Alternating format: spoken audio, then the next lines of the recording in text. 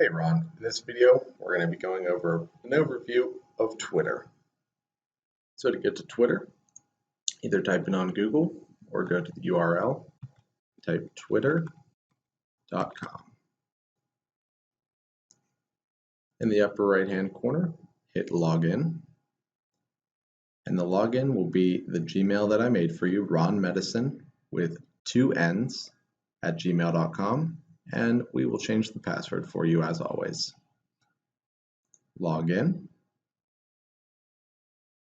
And it'll take you, I have Twitter on the brain, I'm trying to pronounce all my T's with W's. It'll take you to the Twitter homepage, in which this is the feed of what the people you follow are posting on Twitter. To go to your page, click your name, and it will take you to your page, which you have your posts here. You can edit your profile by clicking the Edit Profile button, in which you can change anything you'd like to in your little description here. Right here gives you some who to follows, such as if you want to follow Pope Francis, you could follow Pope Francis if you like. It'll give you new suggestions every time you visit your page. Let's go to the home and we'll show you how to post. And as we've said in the marketing strategy, one of the things about Twitter is it is a more personal platform than Facebook. Facebook is personal, but not as nonchalant as Twitter is. So an example of a tweet that you can send out, this is also showing you how to send a tweet, is at the top it'll ask you what's happening. So you can just click there, and if you'd like to add a picture, you can add a picture. You can actually create a poll, which I'll show you really fast. Say you want to ask somebody's opinion on really any kind of issue. So you can click Add Poll. You can say, this is just, an example for you. Obviously, you wouldn't post something like this unless you want to. What's better? Hot dogs, hamburgers. You can change the length of the poll, and you can add another choice if you like. Cookies, even though it's not related. And what this allows you to do is your followers might respond to the poll, and then you can find out people's opinions on things. So we're gonna just remove this poll now, but that's just an example of something cool you can do on Twitter to ask your followers questions. But if you'd like to send out a tweet which your followers will see, it'll just ask you what's happening. And for this video, we're just gonna ask,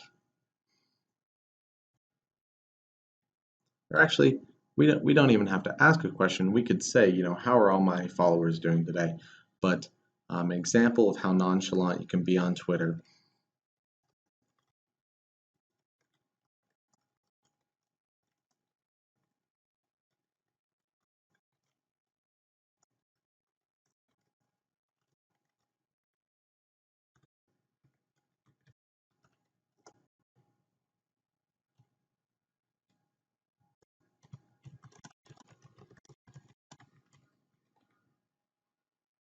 It's about weather.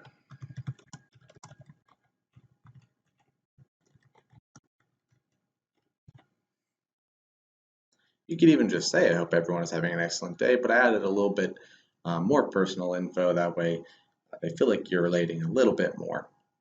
And then just click the tweet button, and your tweet pops up.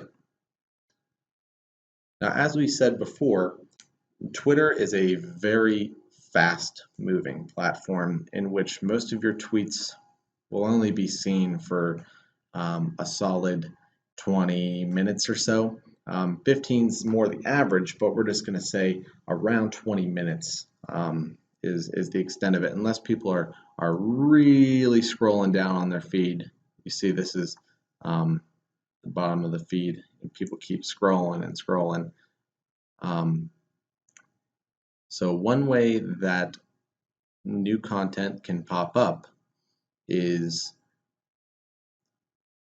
if somebody retweets it, like right here, somebody retweeted. As you can see, there's a lot of people who quickly retweet stuff. Really, it is so nonchalant. I can't stress that enough. That it's almost, imagine like you're in a room with your followers, and you can really just kind of shout out whatever you like. Um, and then somebody might like what you're shouting, so then they shout it, and then maybe their friend will shout it. But it's kind of a competition. As you see, since I've been talking, 5 new tweets have appeared, some from Interfaith Matters. But it's like I said, it's a very, very fast moving program. Now let's go over how we could gain some followers on Twitter. As you see right now, as of making this video, you have 101 followers. You're following 212. The reason for that is some people will follow the, I would say, imaginary rule that if they get followed by someone, they follow them back. So if somebody follows you, it might be beneficial for you to follow them back. It shows that, hey, if you're gonna listen to my my content and read my content on Twitter, I'll read yours as well if it pops up into my feed. But one way to gain followers, you could go to a page. I suggest something like Interfaith Matters, because it's related to what you're doing, and you can click that, and you can go to their followers, and you can see, you can read kind of a short description of what people do. Here's somebody celebrating the memory of ancient saints. Do you want to contact me through Facebook? That's somebody that they might follow back, and if they do follow back, they're probably interested in your content. So that's somebody you might want to click follow on. Let's look for one more example. Spirituality and faith. That'd be a good one to follow, because they could even provide content that you might like and you might want to share to your followers, either through a retweet or just taking the link to their post, and you can put it on your Facebook. Whatever you want to do, we'll follow them. Let's look. Stephen here. What a great name. Except mine's with a V, but nothing different. His description: bringing Christ to people of Walton, sharing the love of Jesus Christ, proclaim his gospel of salvation. And even his little header here is Spellow Lane Church. So this is somebody who's probably very interested in religion and the interfaith movement. So we're going to follow them, and maybe they'll follow us back. So some other things on Twitter: people can send you direct messages, which will pop up here if you get some.